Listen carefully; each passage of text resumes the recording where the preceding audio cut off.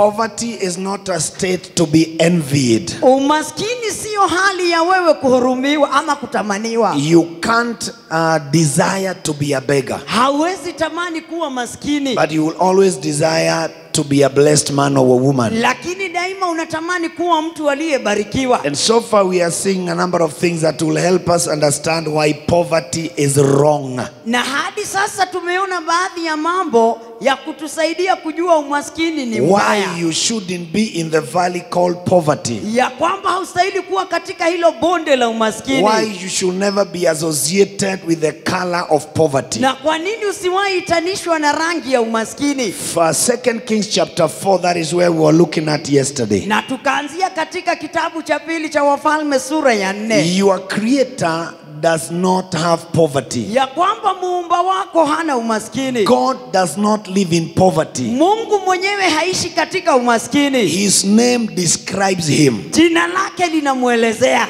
El Shaddai means more than enough. El Shaddai inamaanisha zaidi ya tosha. Jehovah Jireh means my provider. Yehova Yire inamaanisha anayenitwalia. There is no trace of poverty in the names of God. Hakuna alama ya umaskini katika majina ya Mungu. There is no trace of defeat. Hakuna alama ya kushindwa. That's why he's called the Lord God of hosts. Na ndio anaitwa Bwana Mungu wa majeshi. Anything God needs is in him. Na chochote Mungu anachohitaji kiko ndani yake. He is the light. Yeye ndiye nuru. He is the way. Yeye ndiye njia. And the only way he can sum up his name Na vile anaweza kujiita is I am whom I am. mimi ni yule niliye. I am in myself. Mimi niko ndani yangu. There is nothing I have ever desired to have I can't have. Hakuna lolote ninatamani nikose kuwa. Nothing I wanted to know I can't know. Hakuna lolote natamani kujua nikose kujua. Nowhere I wanted to go I can't go. Hakuna popote nalitaka kwenda nikose kwenda. Nothing I wanted to achieve I can't achieve. Hakuna lolote nililotaka nikose kulipata. That is the nature of our God. Hiyo ndiyo asilia ya Mungu There is wetu. nothing I would love to have I can't have. Hakuna lolote ninaweza taka kuwa nalo nikose kuwa nalo. So poverty is not the color of our God. Kwa hivyo umaskini sio rangi ya Mungu wetu. 7 days he finished creation. Na kwa siku 7 akamaliza kuumba. And everything created he said it is good. There was no defect. Na vyote alivyoumba akasema viko sawa, hakuna kasoro. Nothing had defect. Hakuna kilichokuwa na kasoro. And even when Israel left Egypt, Na hata Israeli wanapotoka Misri, the Bible says none was feeble among his tribes. Biblia inasema hakuna hata mmoja miongoni mwa watu wake aliyekuwa mdhaifu. No one was feeble. Hakuna aliyekuwa mnyonge. All of them were self-sufficient in God. Wote walikuwa wametosheleka katika Mungu. He would provide for them in the desert. Angewatwalia hata wakiwa nyikani. He would bring water from the rock. Angewatolea maji kwenye mwamba. He make ways where there are no ways. Angewatengenezea njia pasipo na njia. And he has never changed. Na wala He hajabadilika. has never changed. Mungu hajabadilika. It is you who have changed. Wewe ndiwe umebadilika. You have violated his laws. Wewe umeenda kinyume na kanuni zake. There are ways you're supposed to walk by and enjoy the grace. Kuna njia unapaswa kufuata ufurahie neema. But we have overlooked some of the ways of God. Lakini kuna njia za Mungu tumepuuza. Now there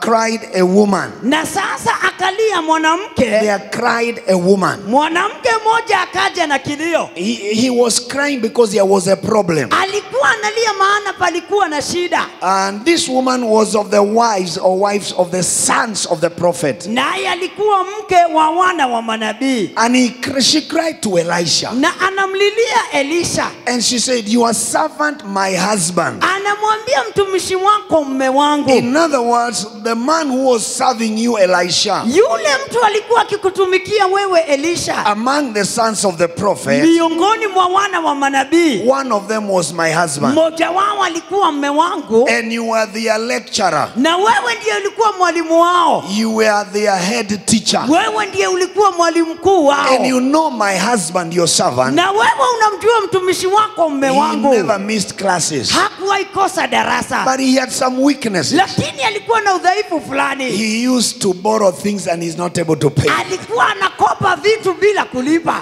Am I talking to somebody? Amen. He says, your servant, my husband, Anamwambia mtumishi wako mume wangu is dead. amekufa. And you know that your servant, he feared God. Na wewe unamjua mtumishi wako alimcha Mungu. We have many people who are so spiritual but they are beggars. Kuna watu wengi ambao ni wa kiroho lakini wao ni maskini. Great intercessors but they are languishing in poverty. Waombezi wakubwa lakini wanaumia kwa umaskini. This was not an ordinary man. This was sons of the prophet. Huyu hakuwa mtu wa kawaida, alikuwa mwana wa manabii. And he's not only the first one. Na yeye sio wa kwanza. The one who borrowed an axe. Kuna mwingine naye alikuwa amekopa shoka.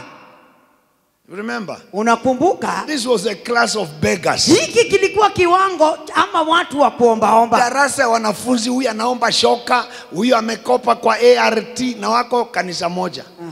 You remember the story of the axe? Unakumbuka ile hadithi ya It is shoka? the same Elijah who brought it to float. Ni Elisha huyu bado alifanya lile shoka lielee. So being a prophet does not mean you can't encounter debts. Kwa hivyo kuwa nabii haimaanishi hauwezi patwa na Those who madeni. are prophet, that means believers are also living in debt. Kumaanisha waumini pia wanaishi katika So madeni. this man of God died as a debtor. Kwa hivyo huyu mtumishi wa Mungu amekufa na deni. Poverty and debts go together. Umaskini na madeni zinaambatana. The death of this man of God did not cancel his debt. Na kufa kwa huyu mtumishi wa Mungu hakukuondoa deni lake. That we should always be aware of. Hiyo ndio tunapaswa kujua. That your death does not cancel debt. Ya kwamba wewe kufa haimaanishi deni lako limeisha. Your children will pay the debt. Watoto wako watalipa deni. But we are going to clear every debt as long as we are alive. Lakini mradi tuko hai tutamaliza kila That deni. anything that resembles debts in our lives, Lolote linalofanana na deni maishani it mwetu will not push us to the grave.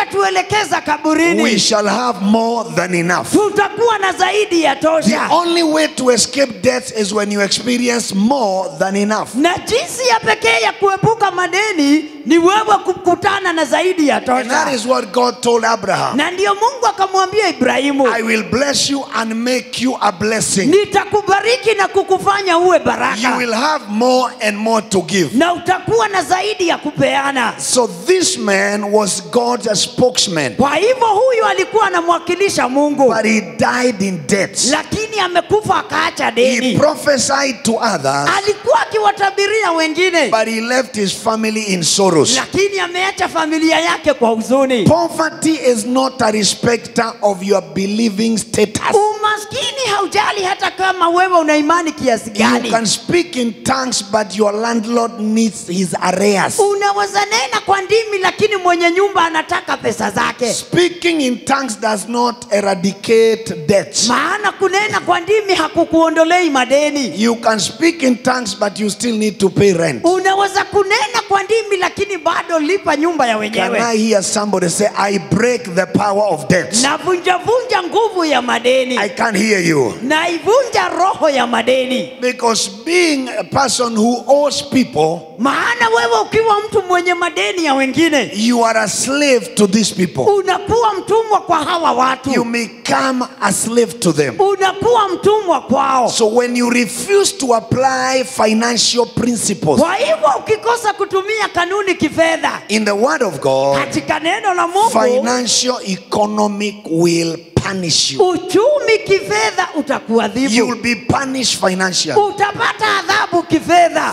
Financial economy will disgrace you. Uchumi kifedha It utakuaibisha. will always embarrass and arrest you. Utaishi kukunasa na Because kukuaibisha. poverty is a humiliating spirit. Maana umaskini ni roho inayokuonea. Deuteronomy 15:11. Kumbukumbu la Torati 15 mstari wa 11. We saw part of this. Na tulisoma sehemu yake. 15:11, God says to Israel, Mungu anawaambia Israeli the poor shall never cease out of the land. ya kwamba maskini hawatakoma katika nchi milele. But in this mountain they shall cease. Lakini kwenye mlima huu maskini I watakoma. say from this mountain they shall cease. Kwenye mlima huu maskini watakoma. God says, I will do everything possible. Mungu anasema nitafanya lolote But it liwezekanalo. happens that the poor shall never cease in the land. Lakini maskini hawatakoma katika They will nchi. always be there. Daima watakuweko. Beggars will always be there. Maskini wataishi kuweko. Street boys will still be there. Vijana wa mitaani wataishi kuwa.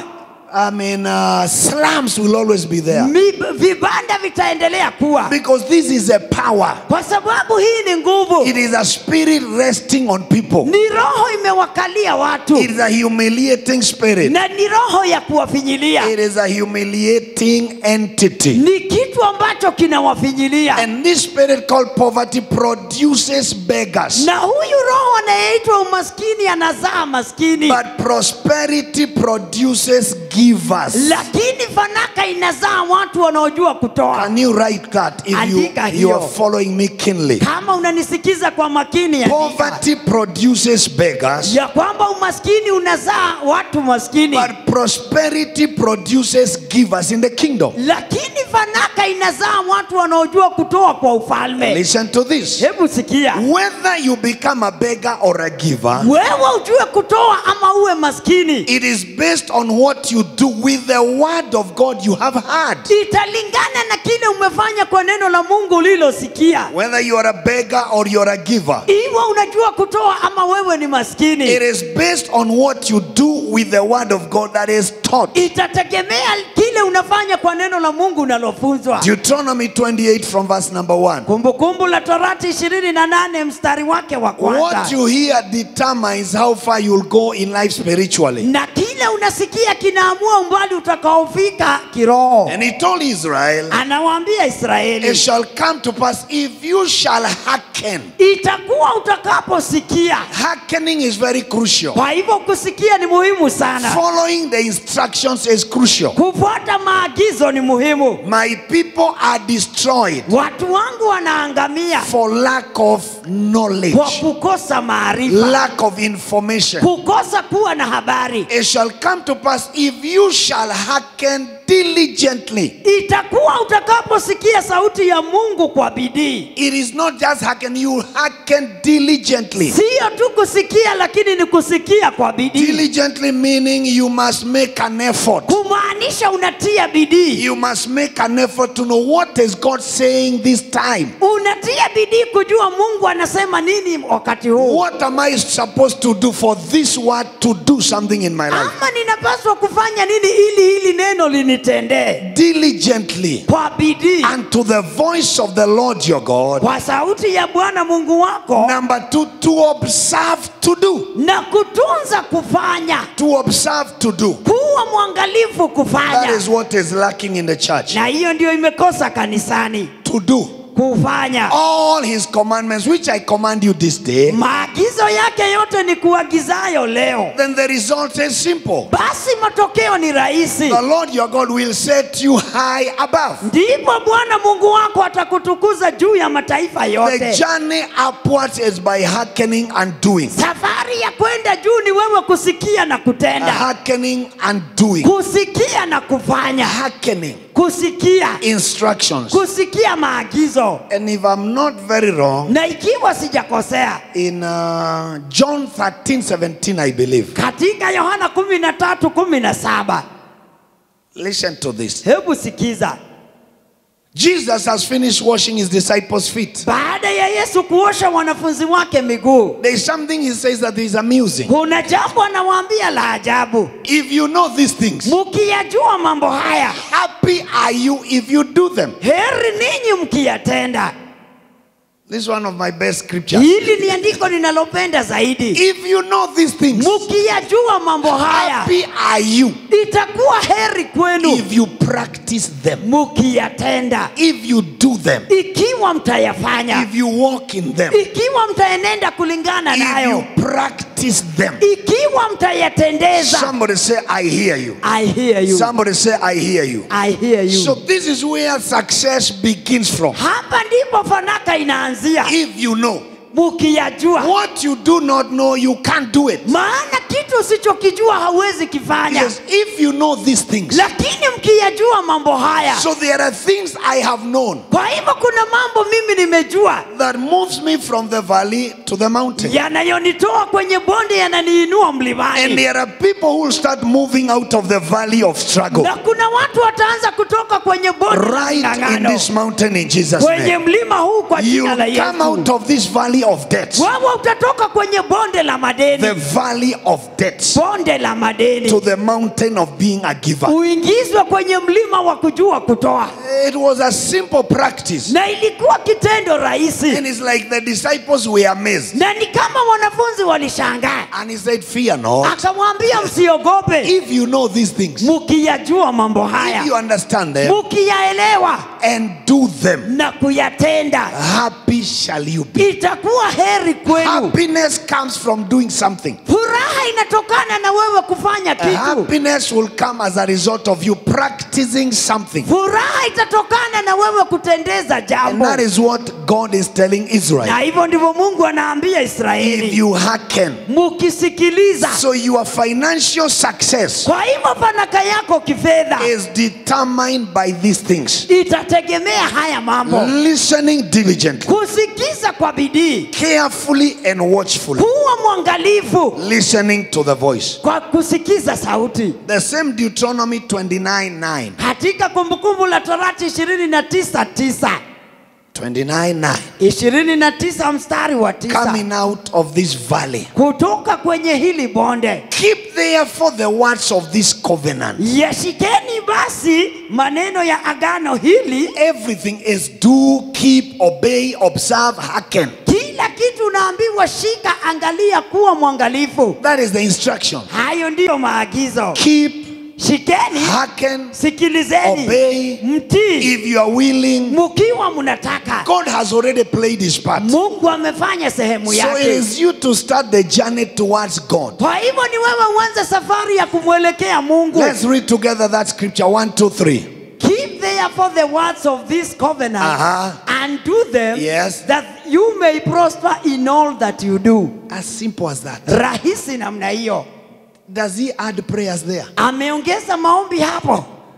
So you can pray and never prosper. Kwa hivyo unaweza omba na ukose When kufanikiwa. it comes to success, Kama ni mambo ya fanaka, it is something you do. kuna mambo unapaswa It kufanya. is something you keep. Kuna kila unastahili kushika You practice. na So he utendeze. says, keep therefore the words of this covenant. Anasema shikeni basi maneno ya agano hili. This is the covenant word. Na haya ni maneno ya agano. You can call it New Testament or New Covenant and Old Testament. Munaweza kuyaita maagano ya kale ama maagano mapya. So the word of God is the covenant word. Kwa hivyo neno la Mungu ndilo agano. The same word he says to Joshua, Na hilo neno akamwambia Yoshua, only obey. wewe ti You be courageous, na uwe mhodari. do the words, Uyatende haya and you'll maneno make your ways prosperous. na utafanya njia zako So zifanikiwe. keep therefore the words of this covenant Yashikeni basi maneno ya agano hili and do them. na myafanye. And do them. Na myafanye. The doing is what now Christians are not able to do. Sasa kule kuyafanya ndiko Wakristo hawafanyi. If we are doing, Ikiwa tunafanya, that row will not be empty. upande ule ungekuwa umejaa watu, All over there will be people. huku kote kungejaa watu. But 90% we are Sunday Christians. Lakini asilimia kubwa ni Wakristo Jumapili pekee. Let me give you homework. Wacha niwape kazi ya kufanya. After today, Baada ya leo, don't bathe. usioge. Bathe next week on Monday. Oga wiki ijayo Jumatatu. I've given you homework. Nimekupa kazi ya kufanya. Mtu akuuliza umeoga, mwambie tuliambiwa tusioge mpaka next week. And we see how people will start reacting. Na tuone vile watu watakaa. Don't even comb your hair. Hata usichane nywele. Don't even change the clothes you came Hata with. usibadilishe zile nguo umevaa. You'll hear the comments of people. Utasikia maneno ya watu. So we told you, Tulikuambia this church, hii kanisa people will run mad. watu watakuwa wazimu. They have already started. Wameanza. Bwana atukuzwe sana. Aha. So it is doing that matters. Kwa hivyo kutenda ndiko muhimu. It is what matters. Kutenda ndiko muhimu. Your prosperity is tied to your knowledge of the word of God. Fanaka yako itategemea vile wewe unalijua neno la Mungu. The rich and the poor in the kingdom, Maana matajiri na maskini katika ufalme, the difference is what they do with what they hear. utofauti ni kile wanafanya baada ya kusikia. What they do after they hear. Kile wanafanya baada ya kusikia. Very important. Hiyo ni muhimu. The difference between me and any other pastor Utofauti kati yangu na wachungaji wengine is what I do with what I hear. ni kile mimi nafanya na yale mambo nimesikia. What will make you different from any other person Kitakacho kutofautisha wewe na wengine is what you do with what you hear. ni vile utafanya na kile umesikia. What you hear Kile is umesikia what determines what happens to you. ndicho kinaamua maisha yako. Isaiah 1:19. Isaia sura ya kwanza mstari wa A 19 matter of doing, hearkening, ni all this. kusikiza na kutenda. It says, if you are willing and obedient, Anasema mkitaka na kutii. if you are willing Mkitaka and you're obedient, na mnatii, you shall eat the good of the land. mtakula mema ya nchi. So the land has goodness. Kumaanisha nchi ina mema yake. And I saw that when Isaac was blessing Jacob. Na nikaona wakati Isaka anambariki Yakobo. May God give you the dew of heaven Mungu akupe umande wa bingu and the fatness of the earth, na manono ya nchi. the good of the land. Mema ya nchi. Because land has good. Maana nchi ina mema yake. It can produce for you Nchi inaweza kukuzalia because of hearkening, kulingana na vile umesikia doing, na kutenda willingness, na kutaka obedience. na kutii. Simple. Rahisi. It can take you far, this word. Inaweza kukuelekeza mbali. But there is the opposite of the same. Lakini pia kuna kinyume chake. Verse 20. Mstari wa It 20. says, but if you refuse, Mbali kama mkikataa, if you refuse mkikataa and rebel. na kuasi. Rebellion means going the wrong direction. Kuasi inamaanisha kuchukua mwelekeo usiofaa. Refusing. Kukataa.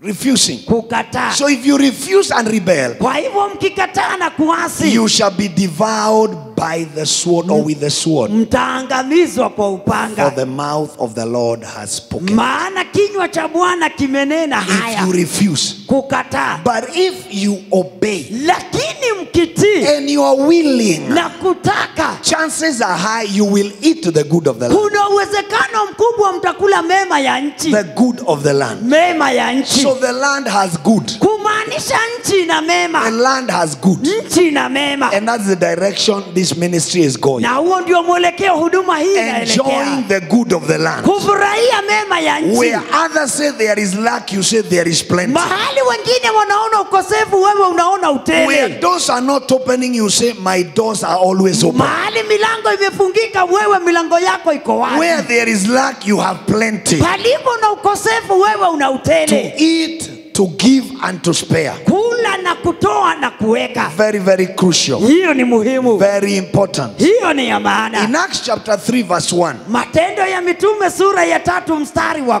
there is a kwanza. man here. Hapa kuna mtu, When Peter and John were going to the temple, the hour of prayer, wakati Petro na Yohana wanaenda hekaluni wakati wa it maombi, was about the 9th hour. ilikuwa kama saa 9. And the Bible says verse 2, Biblia inasema mstari wa listen, 2, a certain man lame from his mother's womb was carried, na mtu mmoja aliyekuwa kiwete toka tumboni mwa mamaye amebebwa, whom laid daily at the gate of the temple, which is called Beautiful, ambaye wamemweka kila siku katika mlango wa hekalu uitwao Mzuri, to ask alms. ili aombe sadaka kwa He watu. was a beggar. Alikuwa maskini. Listen, Hebu sikiza. the gate is called Beautiful, but the man sitting there is an ugly man. Lango linaitwa lango nzuri, lakini anayeketi pale yeye sio So mzuri. you can be in a beautiful country, but you are ugly financially. Kwa hivyo unaweza kuwa katika nchi nzuri, lakini kifedha wewe sio He mzuri. was a beggar in a beautiful state, Alikuwa maskini, amewekwa mahali a pazuri, beautiful place. amewekwa mahali pazuri. People came to the church, Watu wanapoingia they kanisani were blessed, wamebarikiwa. but this man was left outside there. Huyu mtu anaachwa kwa He mlango. never entered the church even to have time to worship. Hakuingia kanisani hata kuwa na wakati wa His kuabudu. interest was not God. Haja yake haikuwa Mungu. It was to get money outside there. Haja yake ilikuwa apewe pesa pale pale nje. And Peter realized there is something wrong here. Petro akaona hapa kuna shida. What you need is not money. Maana unachohitaji sio pesa. Silver and gold we don't have.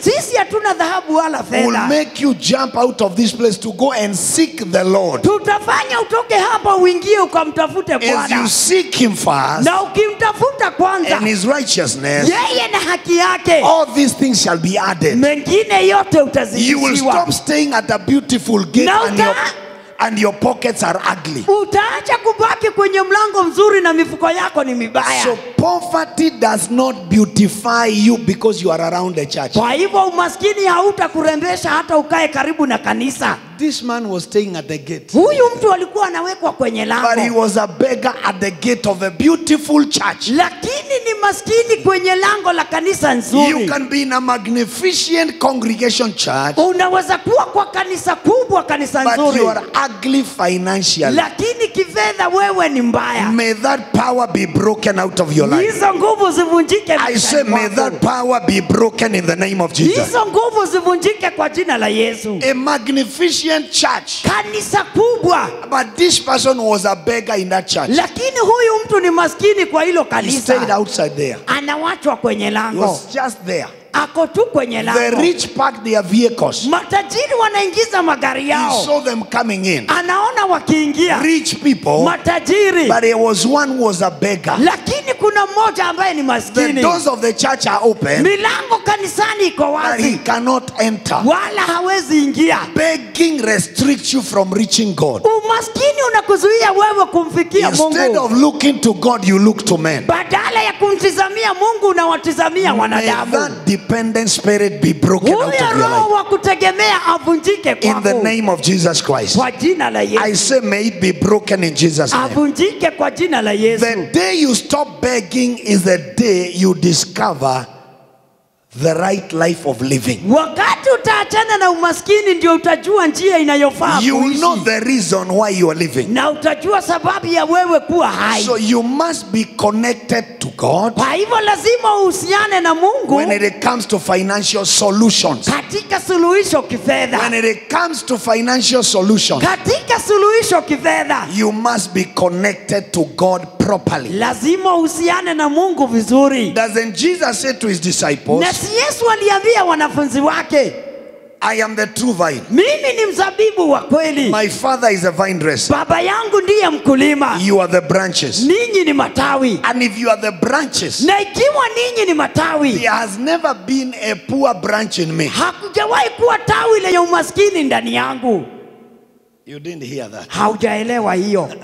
I am the true vine. Mimi ni mzabibu wa kweli, You are the branches. ninyi ni matawi. My father is a vine dresser. Baba yangu ndiye mkulima. And if a branch is poor, Na ikiwa tawi lina umaskini, it is not connected. halijashikilia There kwenye is something mzabibu, wrong with this branch. kuna kasoro kwa hilo tawi. Are you understanding? Amen. I am the true vine. Mimi ni mzabibu wa And kweli, if Jesus is the true vine, na Yesu akiwa mzabibu wa and kweli he is blessed, na amebarikiwa, the source of my wealth should be connected to Christ. chanzo cha utajiri wangu kinapaswa kuwa Kristo. What cannot live in the vine, Na kile hakiwezi kuwa kwenye mzabibu, it cannot stay in the branches. hakitabaki kwenye matawi, It can't be a part of the branch. hakiwezi kuwa sehemu ya Very, matawi. very important. Hiyo ni muhimu.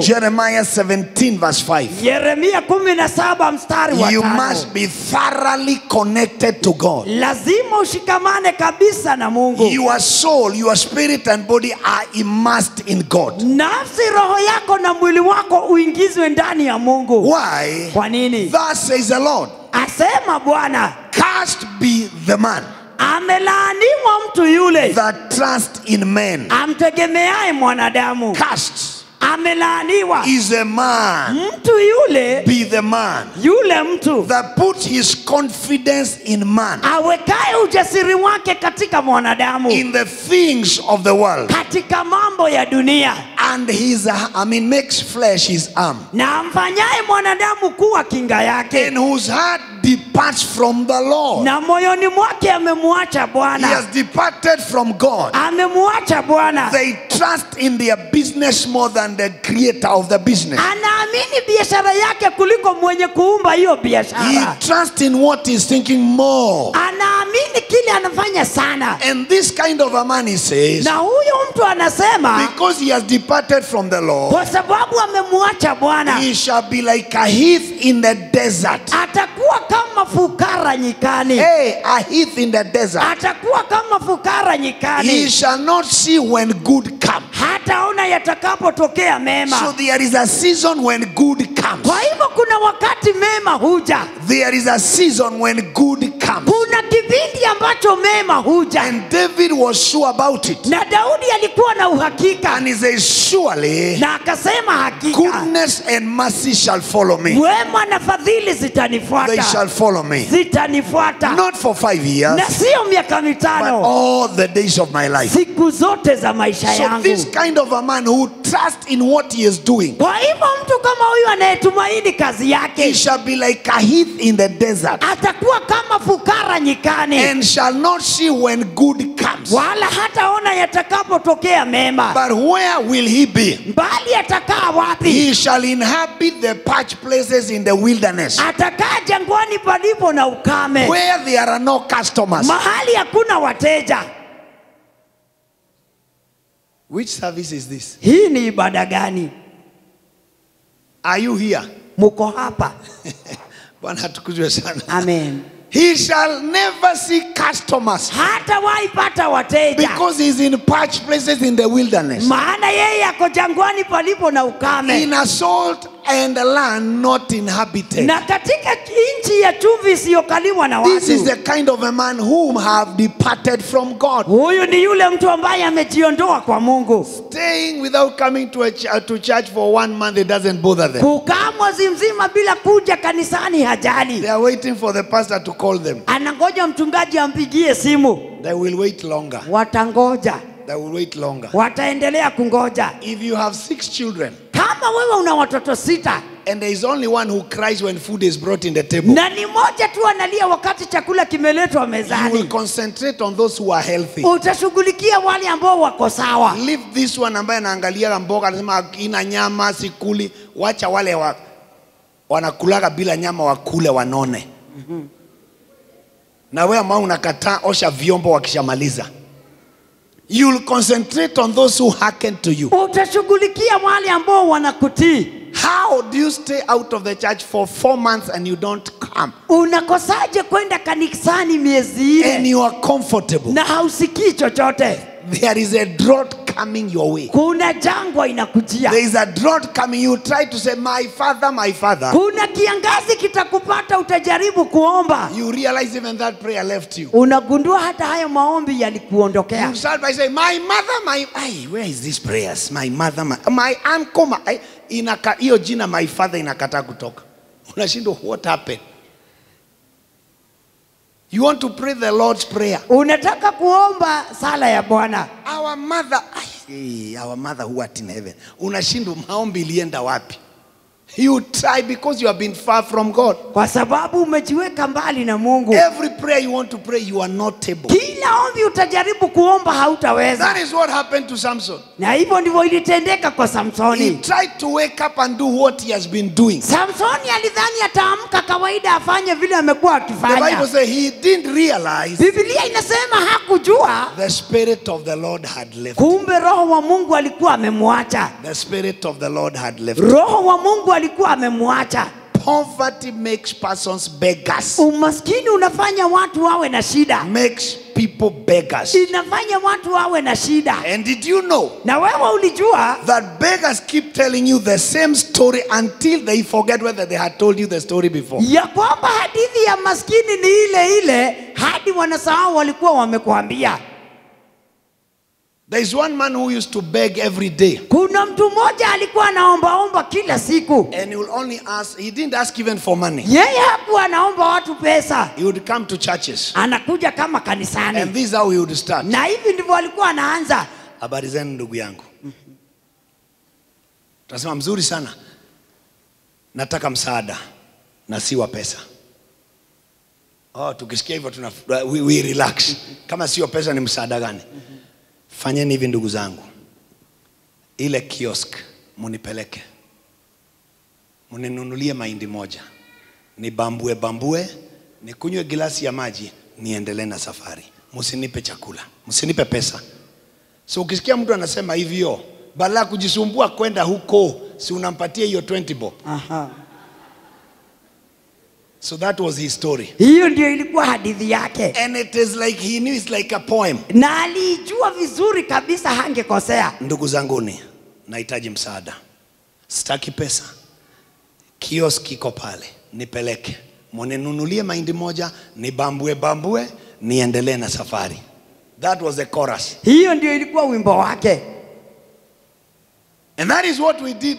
Na hivyo ndivyo tulikuwa tunafanya. We did for him one day. Tukamfanyia hivyo siku moja. With Pastor Dixon. Tukiwa na Pastor Dixon. We just gave him, I think, 50 bob. He went. Tukampa shilingi 50. After a month or so, baada ya kama mwezi mmoja hivi, he forgot he had talked to us. Ni kama alisahau alikuwa amewahi kuja kwetu. Ndugu zanguni, akakuja kawaida. Sitaki pesa. Kiosk ile. Mahindi moja, glasi ni bambue, niendelee na safari. Tukamwambia, hii safari yako haikuishagi. Hii safari ulianza haikuishagi. So poor people forget. Watu maskini usahau that they had told you the same story a month ago. Ya kwamba wamekuambia hadithi ile ile. Are you understanding? Amen. They tell you the same story. Wanakuambia hadithi moja kila wakati. Am I helping somebody? Amen. So it is always good to escape poverty with all means. Kwa hivyo ni vyema ujaribu kuepuka umaskini kwa njia yoyote. Escape because the story will be the same everywhere. Maana hadithi yako itakuwa ile ile kila wakati. People have come here. Watu wamewahi kuja hapa from different areas of this country. Wanatoka maeneo mbalimbali. Others gave me the same story and I reminded them. Wengine wananipa hadithi ile ile ninawakumbusha. And I asked them, you have not reached where you are going. Na ninawauliza, kwani wewe hujawahi fika mahali ulikuwa unaenda? We were preaching for right in town lunch hour meeting. Wakati mmoja tulikuwa tunahubiri pale kwa lunch hour. Like this Mokorino. Kuna mama moja Mokorino. Is a man. Ni mwanamume. He would come after lunch hour. Alikuwa anakuja tukishamaliza mkutano. With a photograph. Ana picha. Ndugu zangu, habari zenu. Huyu ni msichana wangu, nimemtafuta, alipotea miaka 2 imepita. Nimemtafuta town hii, nimetoka Kericho, sasa ninataka kuelekea Nairobi. Mnaweza nipatia tu fare, hata msinipe, tuende munilipie matatu niende. Na tunaona kama nikulipiwa tu matatu, na tunaona huyu ni mtu wa Mungu, ni Mokorino, natoa 350. Nikapatia jamaa moja, kimbia umlipie aendelee safari sababu anatafuta msichana wake. Alienda, alipolipiwa na wewe umemwacha, anaambia manamba, rekea nyuma, rejo keria bieshio. Nirudishie hizo pesa, wacha nishuke. Haendi mahali. Anaenda napata mwingine, anampeleka stage, analipiwa. Kenya Joke police station, todo bishano dire Joke police station, maota ukone maroni ya mwiri. Anamwambia ngoja kwanza nimesahau nirudishe hii picha kwa polisi. Anarudishio fare. That is what he did for almost 6 months. Aliishi kufanya hivyo kama miezi 6. So he forgot. Siku moja akasahau. I was standing right at Uchumi supermarket that was there before. Nilikuwa nimesimama kwa ile supermarket ya Uchumi. I saw him coming. Nikamuona akija. Habari zenu watu wa Mungu. Msichana wangu alipotea, bado nimetoka sahi Eldoret naelekea Nairobi, nipe fare, munilipie tu.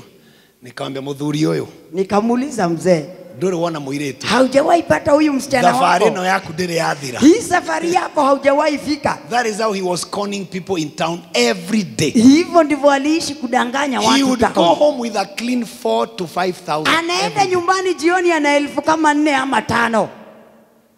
Poor people have the same story. Maskini hadithi yao ni ile ile. They will forget they had told you. Wanasahau walikuwa wamekwambia. May you come out of that poverty. Hebu utoke kwa I said may your story change. Hadithi yako ibadilike. May your story change. Hadithi yako ibadilike. In Jesus' name. Kwa jina la Yesu. Make decisions to change. Fanya uamuzi wa kubadilika. Endeavor to wage war against these powers. Tamani kupigana kinyume na hizi nguvu. Proverbs 10:15. Mithali 10 mstari wa 15. Never forget this scripture. Usiwahi sahau hili andiko. Let it be part of your life. Wacha iwe sehemu ya maisha yako. The rich man's wealth is his strong city. Ya kwamba utajiri wa tajiri ni mji wake wenye nguvu. The rich man's wealth Ya kwamba mali ya tajiri is his strong city. ni mji wake wa nguvu. If you are not a rich man, you have no strong city. Kama wewe sio tajiri, hauna mji wa nguvu. The destruction of the poor is their poverty. Uangamivu wa maskini ni umaskini wao. It is their poverty. Ni umaskini wao. But the rich man's wealth Mali ya mtu tajiri is what they have. ni kile wako nacho. It's what they have. Ni kile wako nacho. The principle of giving covers everybody. Kanuni ya kutoa inashughulikia mtu yeyote. A witch can plow and sow. Hata mchawi anaweza lima na apande. In the same conditions, they harvest. Na pia wavune. Because the principle of giving does not respect persons. Maana kanuni ya kutoa haijali wewe ni nani. It is only a disadvantage to believers because of their unbelief. Ni bahati mbaya kwa waumini maana hawaamini. Poverty paralyzes the lives of people financially. Umaskini unapooza maisha ya watu kifedha. And that is why prostitution, robbery increases. Na ndio sababu ukahaba na wizi unaongezeka. Burglary, these are fruits of poverty. Haya yote ni mazao ya umaskini. It destroys humanity. Umaskini unaharibu wanadamu. And one of the ways of escape, na njia moja ya kuepuka, we saw yesterday, tuliona jana, is Genesis 26 verse 1. Ni katika Mwanzo 26 mstari wa kwanza. The way of escape. Jinsi ya kutokea. The way of coming out of famine. Jinsi ya wewe kutoka katika njaa. Financial famine. Katika njaa kifedha. Hey, financial famine. Katika njaa kifedha. There was famine in the land beside the first famine that was in the days of Abraham. Ikawa njaa katika nchi hiyo mbali na njaa ya kwanza iliyokuwa siku za Ibrahimu. And Isaac went unto Abimelech king of the Philistines unto Gerar. Isaka akamwendea Abimeleki mfalme wa Wafilisti huko Gerari. When he was planning to go and see this king, wakati alikuwa anapanga kwenda kumuona huyu mfalme, because his father Abraham also landed there, kwa sababu baba yake Ibrahimu pia alienda huko, the Lord appeared to him and he said, Bwana akamtokea akamwambia, go not down into Egypt, usishuke kwenda Misri, because people may believe maana huenda watu wakaamini your father went to Egypt and he prospered, baba yako alienda Misri akafanikiwa, and you're also going to Egypt so that you prosper. wewe pia unaenda Misri eti ufanikiwe. So people may trust the God of Egyptians, watu wanaweza muamini sana Mungu wa Misri, thinking that that is where prosperity comes from. wakidhani fanaka hutoka Misri. He said, stay in the land. Akamwambia, kaa katika nchi, I will change the mathematics. nitabadilisha hesabu, I will change the mathematics of prosperity. nitageuza hesabu za The fanaka. method your father used Ile njia baba yako alitumia is not the method I'm going to ni use. tofauti na ile sasa nitatumia. I will do this one supernaturally Nitafanya hii kwa jinsi ya kiungu in the midst of the Philistines. miongoni mwa Wafilisti. Sojourn in the land. Kwa hivyo kaa ugenini katika nchi hii, And as you stay in the land, na ukikaa katika nchi hii, number one, I will be with you. kwanza nitakuwa pamoja I nawe, will be with you. nitakuwa pamoja I nawe. would rather be with God Afadhali niwe pamoja na Mungu rather than be in the crowd of the rich, kuliko niwe kwenye umati wa matajiri, because their riches can fade away, maana utajiri wao unaweza isha, but God cannot fade away. lakini Mungu hawezi kuisha. He says, dwell in the land. Kaa katika nchi, I will be with you. nitakuwa pamoja nawe. Number two, I know there is famine, Najua kwamba kuna kiangazi, but my name is not famine. lakini jina langu sio My kiangazi. name is more than enough. Jina langu ni zaidi ya I tosha. make ways where there are no ways, Nafanya njia pasipo na njia, rivers in the desert. nafanya mito I jangwani. don't need to bring rain to bless you. Sio lazima mvua inyeshe ndio I nikubariki. make things happen where I want them happen. Ninafanya mambo yatendeke vile ninataka. I will bless you. Nitakubariki. And unto you and your seed I will give all this land. Maana nitakupa wewe na uzao wako nchi hizi zote. And because you are a son to Abraham, Na kwa sababu wewe ni mwana wa there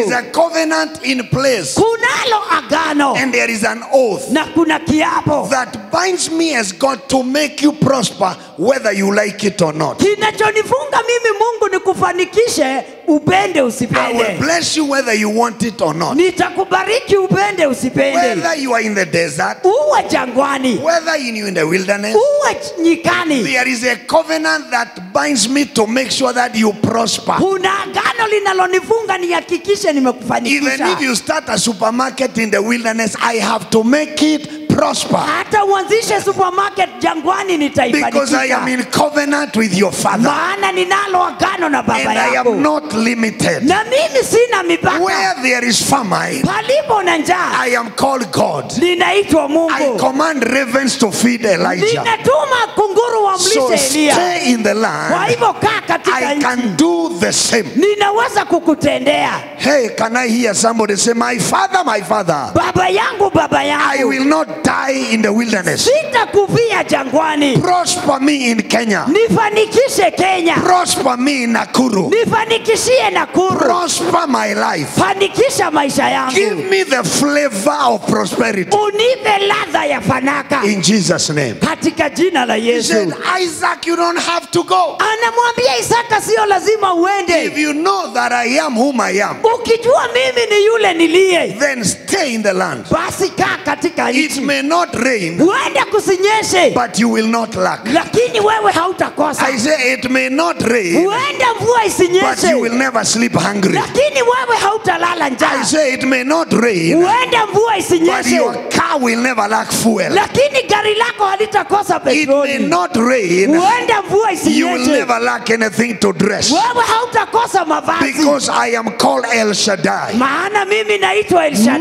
More than enough. Zaidi ya tosha. More than enough. Zaidi ya And tosha. when Paul encountered this grace, Wakati Paulo alikutana na neema hii, Philippians 4:19, Wafilipi 4:19, he told the Philippians, anawaambia Wafilipi, and my God na Mungu wangu shall supply. atawatwalia. I said, my God Mungu wangu shall distribute, atawagawanyia, shall supply atawatwalia all your needs, mahitaji yenu not yote, according to World Bank, sio kulingana na World Bank, not according to Red Cross, sio kulingana na Red but Cross, according to his riches in glory by Christ. kulingana na utajiri wake wa utukufu kwa There is no Kristo. shortage in the kingdom of God. Hakuna ukosefu kwa ufalme wa I said Mungu. there is no shortage. Hakuna There is ukosefu. no shortage Hakuna in the upungufu pocket of God. kwenye mifuko ya There is Mungu. no shortage Hakuna upungufu in the granaries of God. kwenye magala ya There is Mungu. no shortage. Hakuna And Paul ukosefu. says, relax, Paulo anasema for tulia, my God. maana Mungu I don't wangu, know about your God, sijui Mungu but wenu, my God Mungu wangu shall supply. May atawatwalia. he supply. Mungu May he awatwalie. supply. Mungu May awatwalie. he supply Mungu all awatwalie your needs mahitaji yote according to his riches in glory by Christ. sawasawa na utajiri wa utukufu kwa Somebody say, Kristo. I hear you. I hear you. That is the God we serve. Huyo ndiye Mungu tunayetumikia. He said, you relax in the land. Anamwambia tulia katika nchi, And according to Ecclesiastes, na kulingana na kitabu cha he Mhubiri, that observes the wind auangaliaye upepo shall not sow. hatapanda. So Isaac, Kwa hivyo Isaka, don't look at the wind. usiuangalie He upepo, that looks at the cloud ayatazamaye mawingu will not sow. hatapanda. Isaac, Isaka, don't look east. usiangalie Don't look mashariki, at west. usiangalie Because magharibi, my servant David said, maana mtumishi wangu Daudi I will alisema, lift up my eyes nitayainua macho to the yangu hills. nitazame Where milimani, does my help come from? msaada wangu watoka My wapi? help comes from the Lord. Msaada wangu watoka kwa So Bwana. your help is from the Lord. Msaada wako watoka kwa So Bwana. he that observes the wind Au angaliaye upepo shall never sow. hatapanda. Isaac, Isaka, don't look at the weather forecast. usiangalie Angalia watabiri wa hali ya anga. I created the weather. Ni mimi niliumba anga. I as Jehovah, Mimi Yehova. I am your weather. Mimi ndiye anga yako. I am your weather. Mimi ndiye anga And when yako. I open a door, Na nikifungua mlango, no man can close. hakuna wa kufunga. When I close a door, Nikifunga mlango, no man can. hakuna wa kufungua. Did I tell Si Solomon, nilimwambia if I Suleimani, shut up heaven, nikizifunga mbingu that there be no rain? kwamba mvua If I isinyeshe, send pestilence, nikituma tauni that there will be plagues? ili kuwe na But mapigo, things can change. mambo yanaweza If my badilika. people that are called by my name Ikiwa watu wangu walioitwa shall kwa jina humble langu themselves, watajinyenyekeza, seek my face, wautafute uso turn wangu, from their wicked ways, waache njia zao I will mbaya, hear from heaven nitasikia toka and I will mbinguni heal their na land. kuponya nchi yao. There is nothing God cannot do. Hakuna kile Mungu hawezi, There is nothing God cannot do for you. hakuna kile Mungu hawezi I kutendea. pray for somebody here. Na kuombea May your story change. hadithi yako May your ibadilike, story change. hadithi yako Somebody say, ibadilike. Lord, Bwana, change my story. badilisha hadithi yangu. Lord, Bwana, change my story. badilisha hadithi yangu. Isaac, Isaka, stay in the land. kaa katika nchi. You don't have to keep following people to get visa. Sio lazima ufuate watu upewe You visa. are denied visas every year. Umenyimwa visa kila mwaka. You want to travel. Unataka I kusafiri. am the God Mimi ndiye who will Mungu make you lie atakaye kulaza in green pastures. kwenye majani I mabichi. will lead you Nitakuongoza beside the stilled kando waters. kando ya maji And in matulivu, paths of na righteousness, katika njia za I haki. will lead you for my own sake. Nitakuongoza kwa ajili ya Raise jina your hand langu. and say, my Father, my God, Baba Mungu wangu, change my story. badilisha hadithi My Father, yangu. my God, Baba Mungu wangu, change my story. badilisha hadithi Somebody yangu. say, Lord, Bwana, change my story. badilisha Can hadithi you say yangu. with anger, Sema kwa hasira, every garment of poverty every garment of poverty in my life, in my life, catch fire, catch fire, catch fire, catch fire, catch fire. catch fire, Garments of poverty, garments of poverty, catch fire, catch fire, catch fire. catch fire, Command that garment to catch fire. catch Ziko fire, babebe zitela da da da. catch fire, Catch fire. catch fire, Ekonda baba. fire. Sema mavazi ya umaskini. Mavazi ya umaskini, Kila vazi la umaskini kila vazi la umaskini lililonifunga, lililonifunga, vazi la umaskini. vazi la umaskini, Where are you? popote ulipo, Catch fire. chomeka, Catch fire. chomeka, Mavazi ya umaskini chomeka, niliyovikwa na wazazi. niliyovikwa Sema wazazi. chomeka. Chomeka, Mavazi ya wazazi. wazazi ya Mavazi ya umaskini. mavazi ya umaskini, Chomeka.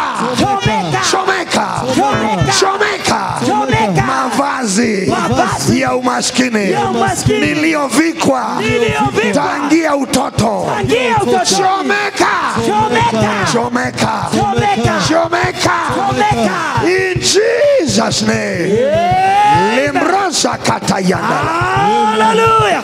Isaac, Isaka, stay in the land kaa katika nchi and I will bless you. nami nitakubariki. Stay in the land. Kaa katika nchi, But this is what you shall do, Isaac. lakini hivi ndivyo utafanya Isaka. Verse number 12. Mstari wa 12, You must activate my principles. lazima uzitendeze kanuni I've just zangu. said I will bless you. Nimesema nitakubariki, But stir up, lakini koroga, provoke that blessing. chochea hizo baraka. And how do you provoke? Na utazichochea kwa njia gani? Isaac sowed in that land. Isaka akapanda mbegu katika nchi ile. There are no clouds, Hakuna mawingu, no wind, hakuna wingu, no evidence there will be rain. hakuna ushahidi wa mvua. God does not need rain to bless you. Mungu hahitaji mvua ndio I said he akubariki. doesn't need rain to bless you. Mungu hahitaji mvua kukubariki. Isaac sowed in that land Isaka akapanda mbegu katika and nchi he received. na akavuna. Sowing gives you the leeway to receive. Kupanda kunakupa uwezo wa kuvuna. Don't be cheated led. Usidanganyike. Don't be lied. As Usidanganywe. long as there is nothing in your land, Mradi haujapanda chochote. forget any harvest. Sahau mavuno. Forget harvest. Sahau mavuno. Somebody say, Lord, Bwana, remember me nikumbuke by my sacrifices kwa dhabihu zangu in this mountain. kwenye mlima huu. I forget poverty. Na sahau maskini. I forget poverty Na sahau maskini. forever. Milele.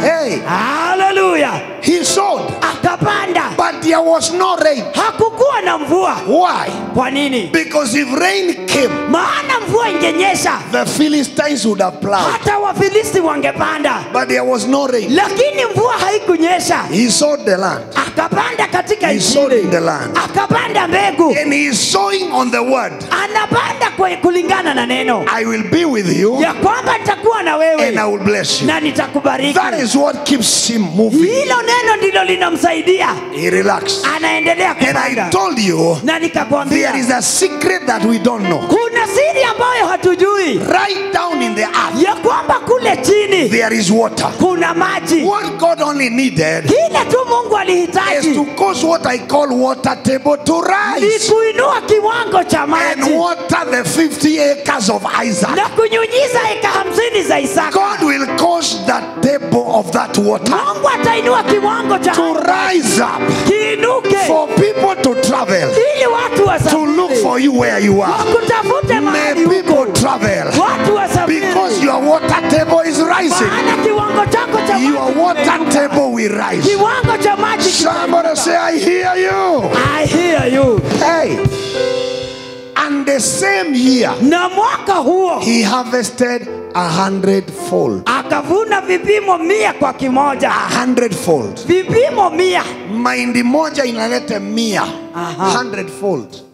Meaning that poverty will never find you anywhere, Isaac. Ya kwamba umaskini hautakupata popote Isaka. Poverty will never be in your area. Umaskini hautaonekana kwako. Listen to verse 13. 13. The Bible says, Biblia inasema and the man. na mtu huyu.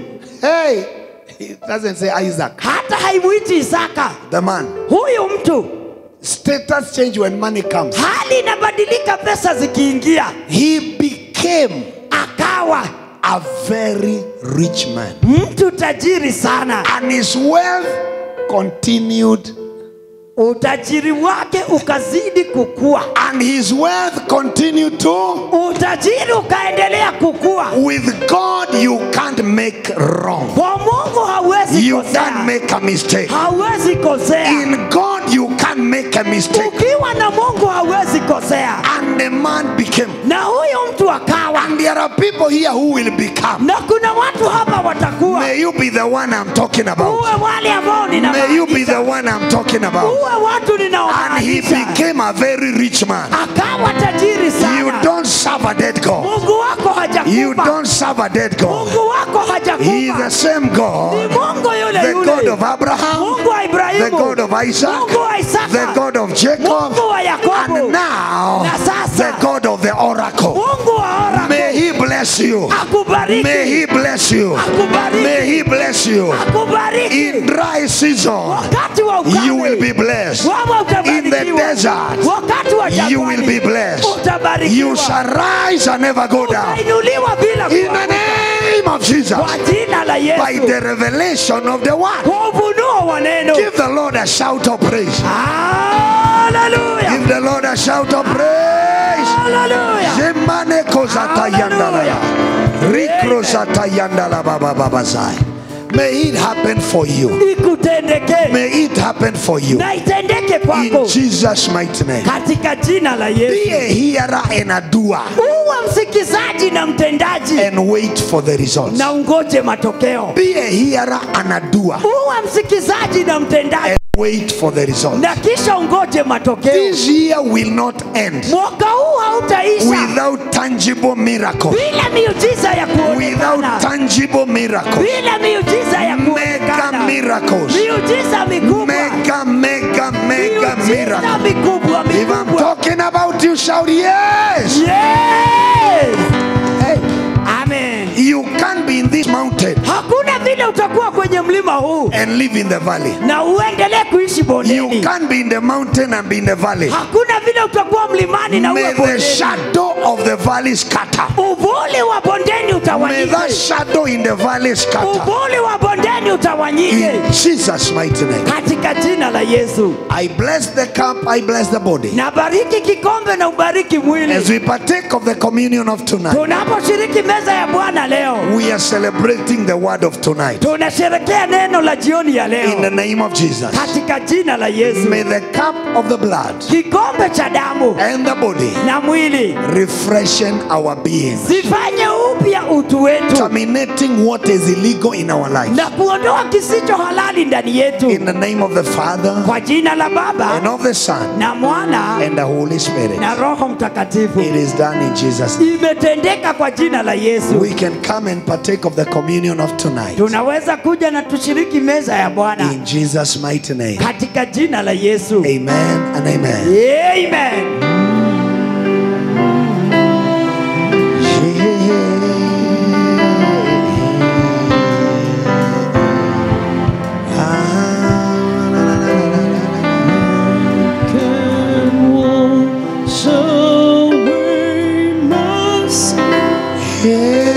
Nothing but the blood of Jesus can make me whole again. Nothing but the blood of Jesus. Oh, precious, oh, precious is the blood that makes me white as snow. No other Lord, no other fountain, nothing but the blood, nothing but the blood of Jesus. Oh, precious, oh, precious is the flow that makes me white as snow.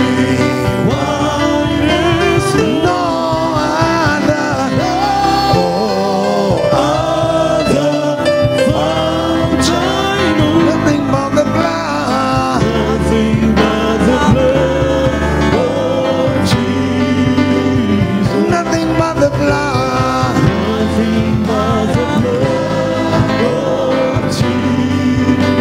Oh, nothing but the blood, nothing but the blood of Jesus. Nothing but the blood, nothing but the blood of Jesus. Nothing but the blood, nothing but the blood of Jesus. Nothing but the blood, nothing but the blood of Jesus. Nothing, nothing, nothing but the blood of Jesus.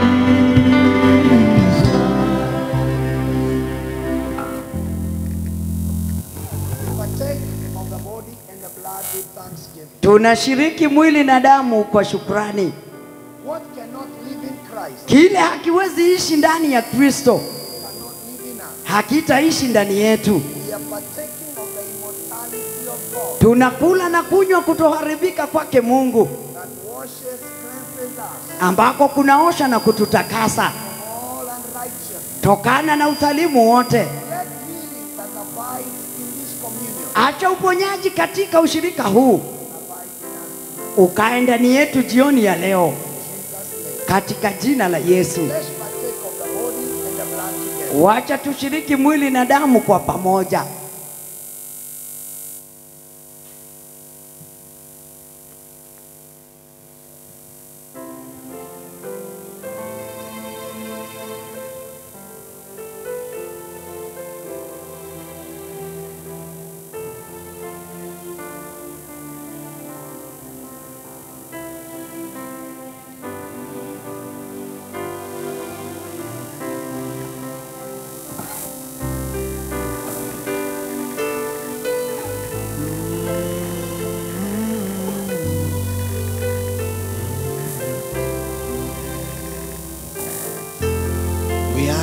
grateful, our Father, Tunashukuru Baba yetu that we are living in these days, ya kwamba tunaishi katika nyakati hizi, days of revelation. nyakati za ufunuo, In Jesus' mighty name. katika jina la Yesu. As we become doers of this word, Tunapofanyika watendaji wa neno hili, let testimonies, acha shuhuda, amazing testimonies, shuhuda za ajabu be born in the lives of your people. zizalike maishani mwa watu wako, In Jesus' name. katika jina la Yesu. Amen and amen. Amen. We are blessed. Tumebarikiwa.